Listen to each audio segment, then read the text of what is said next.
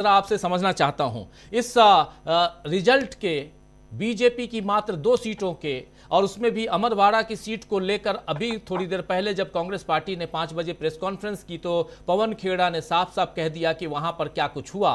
इन सब को लेकर क्या कुछ आपके पास है, क्या कुछ इसमें आप जोड़ेंगे, जरा आपका नजरिया। देखिए, मध्य प्रदेश का तो छोड़ दें, क्योंकि मध्य प्रदेश में कांग्रेस का जो निपटान होगा वो पूरा 100% होगा जब भी होगा, क्योंकि इतना बड़ा भ्रष्टाचार वहाँ है। और 10वें राउंड तक कांग्रेस वहाँ बताते हैं आगे थी, और बाद के राउंड में बीजेपी जीत गई। तो ये एक बहुत बड़ा वहाँ मध्य प्रदेश, आप देखिए कि ऐसा तो संभव नहीं है कि देश के बाकी हिस्सों में एक लहर चल रही है और मध्य प्रदेश में जहर चल रहा हो। तो ये एक षड्यंत्र है और वो कब तक चलेगा कह नहीं सकते, होगा, ध्वस्त होगा। मैं इस चुनाव को 2-3 अलग नजरिए से देखता हूं। वो नजरिया बहुत अलग किस्म इसलिए है कि लोकसभा के चुनाव में हिमाचल प्रदेश में 4 की 4 सीटें चली गई थी बीजेपी के खाते में, और वो वहाँ कांग्रेस की सरकार थी। उसके बावजूद ये हुआ, एक बड़ा धक्का था कांग्रेस के लिए। प्रियंका गांधी ने बड़ी कैंपेनिंग की थी वहाँ। ये जो 2 सीटें जीती है हिमाचल में, एक सीट निश्चित रूप से हार गए, वो एक अलग मुद्दा है, और उसमें 2 में से एक पे उनकी जो चीफ मिनिस्टर हैं उनकी वाइफ हैं। ये बहुत इंपॉर्टेंट है। ये जो कांग्रेस की वापसी हुई है हिमाचल प्रदेश में, वो बहुत ही मॉरल बूस्ट करने वाली वापसी है। दूसरा जो मैं इस चुनाव का मतलब आगे के लिहाज से, आगे की पॉलिटिक्स के लिहाज से देखता हूं, वो देखता हूं उत्तराखंड में। आपने जो अभी जिक्र किया काजी साहब का, निजामुद्दीन साहब जो जीते हैं, आप जरा जो मतलब बद्रीनाथ और ये जो मंगलोर है, इसको अलग अलग करके नहीं देख सकते। मतलब मंगलोर हरिद्वार में है और हरिद्वार बद्रीनाथ का रास्ता है, मतलब बद्रीनाथ के चरणों में हरिद्वार है। आप देखिए वहां बद्रीनाथ भी कांग्रेस ने जीती और मंगलोर भी कांग्रेस ने जीती। यहां की 5 सीटें लोकसभा में बीजेपी ने जीती थी। मतलब मैंने पहले हिमाचल का कहा और अब उत्तराखंड का बता रहा हूं, और हिमाचल और उत्तराखंड लगे हुए हैं। अब इसमें दूसरी विशेषता आप देखिए कि काजी साहब को 21,150 वोट मिले। उनके जो सेकंड नंबर पर रहे उबैदुर रहमान साहब बीएसपी के, उनको 13,765 वोट मिले। मतलब मायावती ने पूरी कोशिश की कि कांग्रेस हार जाए वहां, और बीजेपी के कैंडिडेट को 9,486 वोट मिले। अब आप ये देखिए कि अगर बीएसपी का कैंडिडेट नहीं होता वहां मंगलोर में, तो 21,000 और 13,000, 34,000 वोट कांग्रेस को मिलते हैं, और उसके मुकाबले में बीजेपी को 9,000 वोट मिलते हैं।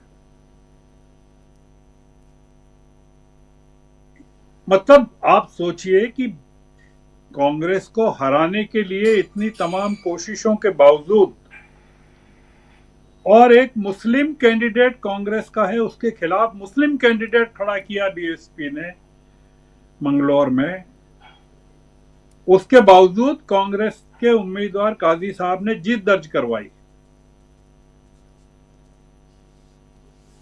तो हिमाचल और उत्तराखंड ये दोनों बड़ा सिग्निफिकेंट इसलिए है कि हाल के पार्लियामेंट्री इलेक्शन में जिन राज्यों से कांग्रेस को धक्का लगा,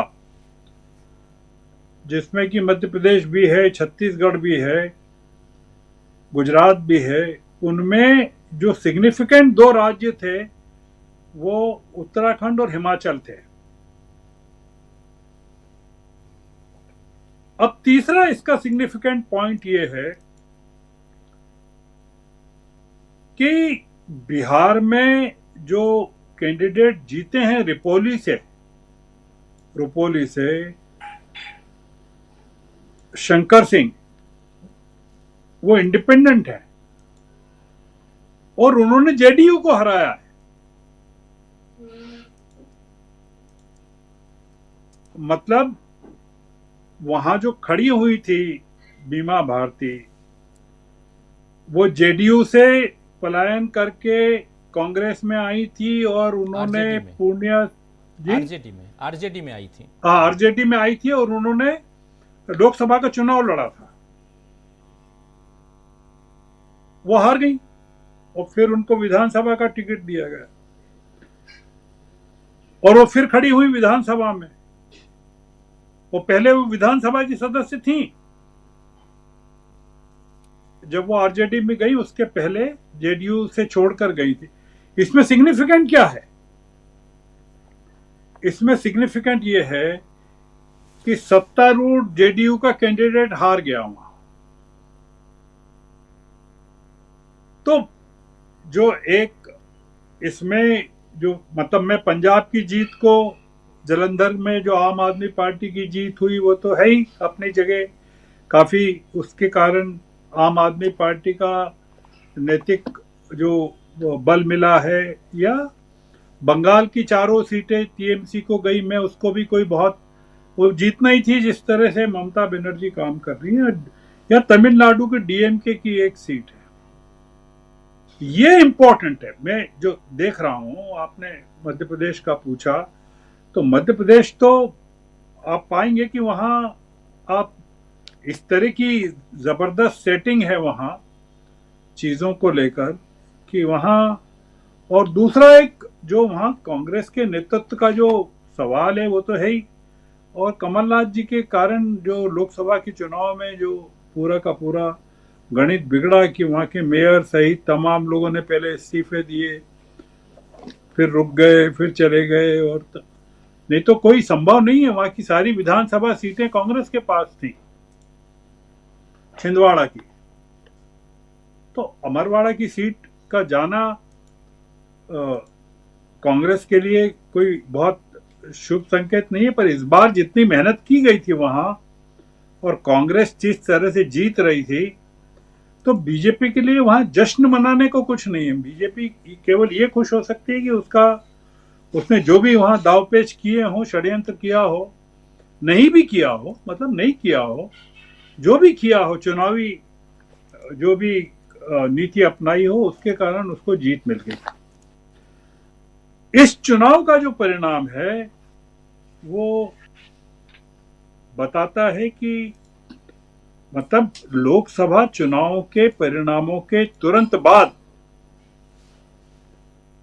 उपचुनाव के परिणाम, मतलब 4 जून को लोकसभा के नतीजे आए और 13 जुलाई को आपको उपचुनाव के नतीजे मिले।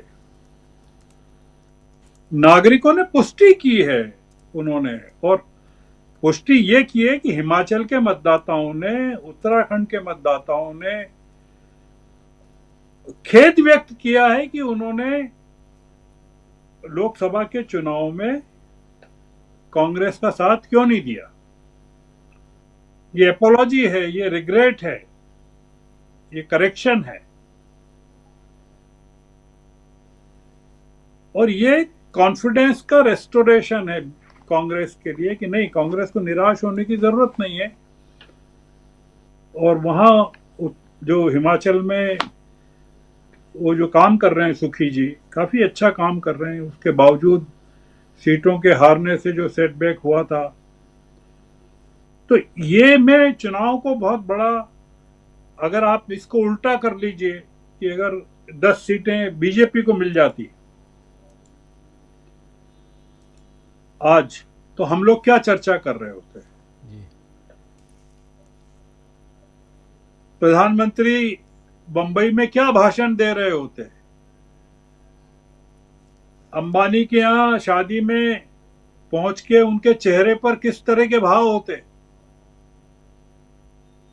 मतलब हार कर भी वो झूठ बोल रहे हैं बंबई में, और ये कह रहे हैं कि विपक्ष के झूठ का पर्दाफाश हो गया, और अगर जीत जाते तो प्रधानमंत्री वहां क्या करते, गेटवे ऑफ इंडिया पर जाकर।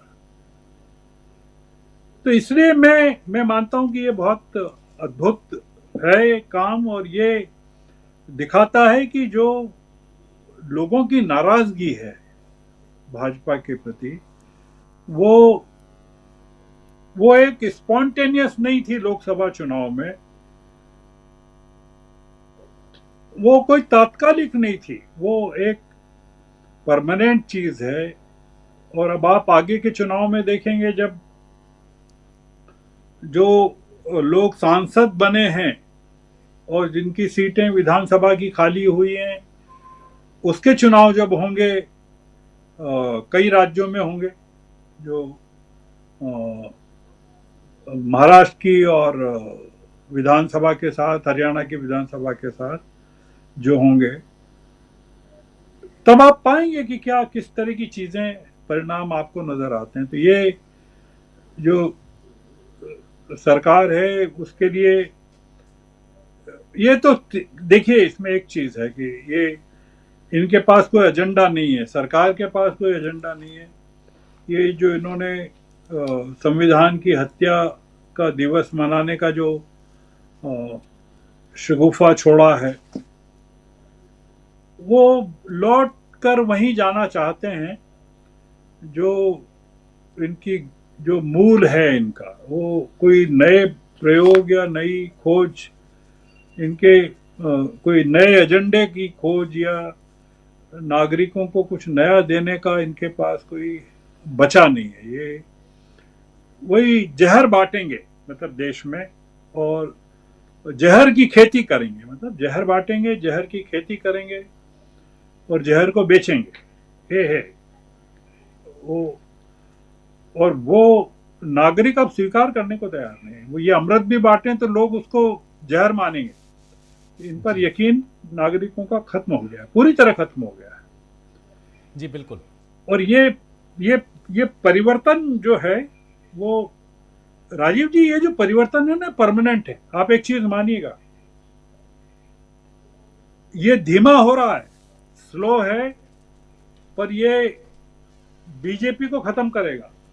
और बीजेपी को डरने का केवल एक बड़ा कारण यह है कि 2 व्यक्तियों के कारण, 3 व्यक्तियों के कारण पूरी पार्टी जो है वो एक ऐसे दौर में पहुंच रही है जहां से वो उबर नहीं पाएगी फिर कभी। जी। राहुल गांधी ने गुजरात में जाके यही तो ललकारा है उन्होंने, कि आपके यहां से शुरू हुआ था अयोध्या का आंदोलन, रथ यात्रा आडवाणी जी की, और मोदी जी ने असिस्ट किया था उसको। क्या हुआ? अयोध्या में फ्लॉप हो गए आप, यही कहा ना उन्होंने, आपका अयोध्या मूवमेंट फ्लॉप हो गया, यही तो कहा अहमदाबाद में। बिल्कुल। तो अयोध्या भी फ्लॉप, बद्रीनाथ भी फ्लॉप, इनके सारे तीर्थ स्थल फ्लॉप। ईश्वर की इन पर से कृपा उठ गई है। जी। अब इनके साथ भगवान भी नहीं है, मतलब ये कि, और लोग पहले ही कहते थे कि ये शैतान लोग हैं इनके साथ, इनकी पार्टी जो है शैतानों की पार्टी है। तो इसलिए ये जनता भी नहीं और जनता भगवान भी नहीं, कोई नहीं। तो ये बहुत खराब दौर में पहुंचने वाली है पार्टी, और समझ में आ जाएगा ये जो